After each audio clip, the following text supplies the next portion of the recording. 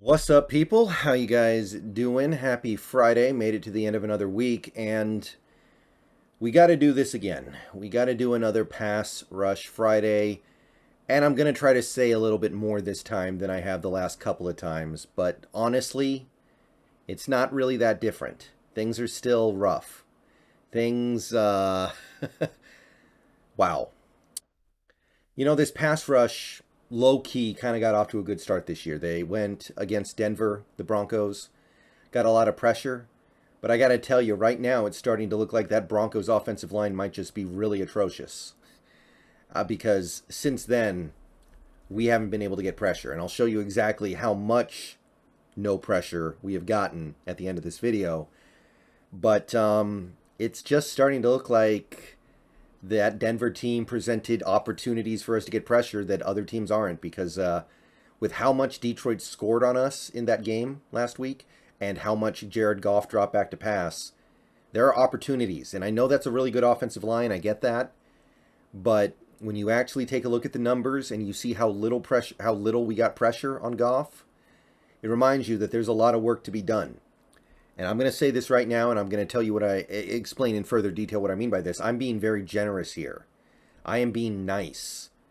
The PFR, they don't even really agree with my assessment here, but whatever. I punched it in. I'm going to stand by it for now. But for whatever it's worth, I'm probably giving them a little too much credit here in some areas. So the defensive line, it's real simple. Quentin Jefferson had 2 pressures. No one else had any. The defensive line didn't play bad in this game. They played the run fairly well. I thought Shelby Harris, despite not getting any pressures, played a pretty good game. And looking at the way they played the run, it was improved. There was that 151-yard run by Jamal Williams, but I thought they played the run better on the defensive line at least, so props to them. Getting LJ Collier back this week, I don't know if he's going to play. Last year, he didn't really play very much even when he was healthy, so who knows, and honestly, who cares? Okay, edge rusher. 1 pressure from Darrell Taylor, 1 pressure from Nwosu. I'm just going to say it, Darrell Taylor did not get a pressure according to PFR. I watched that game. I watched some plays back. I think he did. I think he had a pressure. PFR didn't give it to him. I don't know why exactly. There were some other plays where I thought he was disruptive, and you can see that on some of these plays, he's getting chipped. The other team respects his ability to rush the passer at least. And I know that we're obviously in a very bad place right now if I have to pay somebody the compliment of the other team thinks he's good, and that's the best I can say.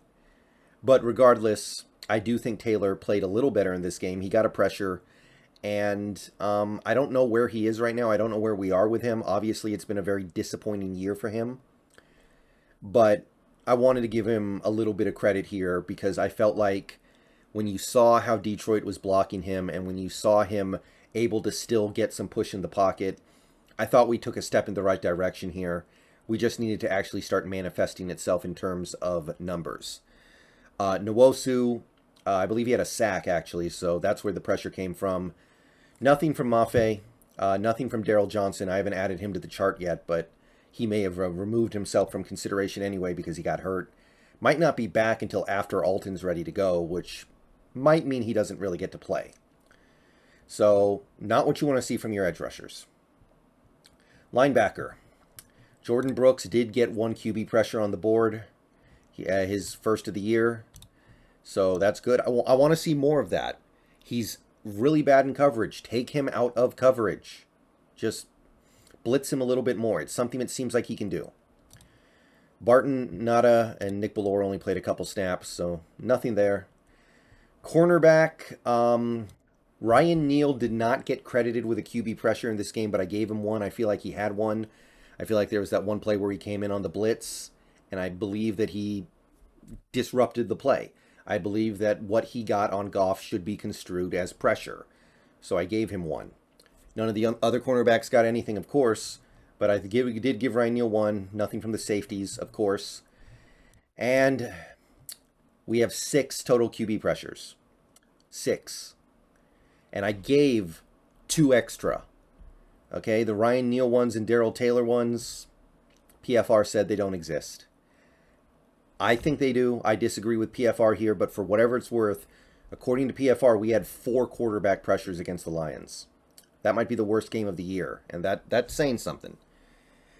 So to add it all up, we had 16 QB pressures against the Broncos, and we've had 16 combined in the 3 games since, by my count. In my opinion, it's 16 combined. Some people would say it's even less. And you look at that Denver team right now, you look at what their offensive line is doing, you look at how much Wilson's getting hit. It's looking like that's just the Broncos. It's just looking like you can get a lot of pressure against that team that other teams in this league are not going to give you the opportunity to get, especially even a team like the Falcons with their offensive line. And it doesn't get easier. You're playing the Saints. They have a good offensive line this week. You're going to play the Cardinals. Their offensive line isn't great, but we've definitely had games against them where we couldn't get any pressure on their quarterback. I remember that overtime game 2 years ago where I don't think we hit Kyler once and he dropped back to pass like 51 times. So it wouldn't be the most shocking thing in the world if this continued on for the next couple of games. You do eventually get to play the Giants. They don't have a good offensive line. You might be able to get to Daniel Jones. He's certainly been belted a bunch this year. But through 4 games, this pass rush is... I don't know if you can call it a huge disappointment because, look, losing Jamal Adams sucks. Jamal Adams would be getting pressures in these games that these other guys cannot get. There's no doubt about that. I don't doubt that for 1 second. Jamal Adams probably would be up to like 5 or 6 pressures by now, especially with the way the team is not generating pressure on their own. You'd be seeing Jamal blitz a lot. You'd see Jamal blitz a lot. But he's not here, and he's not going to be here this year. You have to find another way to do it. And honestly, the main best way to do it is Darrell Taylor just needs to play better. He's the guy who was supposed to be your lead rusher. And seeing the way he's going so far this year, if he doesn't get it together, your only other solution is to blitz. And against a lot of teams, that's going to be a bad idea. You don't really want to do that unless you absolutely have to. If that's the only way you're generating pressure, then you're probably leaving a lot in the you're probably leaving a lot of stuff open in your secondary. So we got to find a solution here. I mean, this is starting to get serious now. The last 2 videos I did were kind of a joke because we had such bad pressure, but 3 games in a row now, get it together. And I'm really looking at one guy right now. Darrell Taylor, you had a good first game. All things considered, you got good pressure on Wilson. I know he missed tackles. I know he made mistakes. But at least he was disruptive back there. But it's time for him to try to get it together and actually become a consistent pressure man for this defense. All right, I'm out of here. See you guys later. Go Hawks. Hopefully this part of the team gets better because if you want to know part of the reason why our linebackers and safeties are so bad in coverage, or one of our safeties is so bad in coverage, part of it is because we don't rush the passer. All right, see you guys later.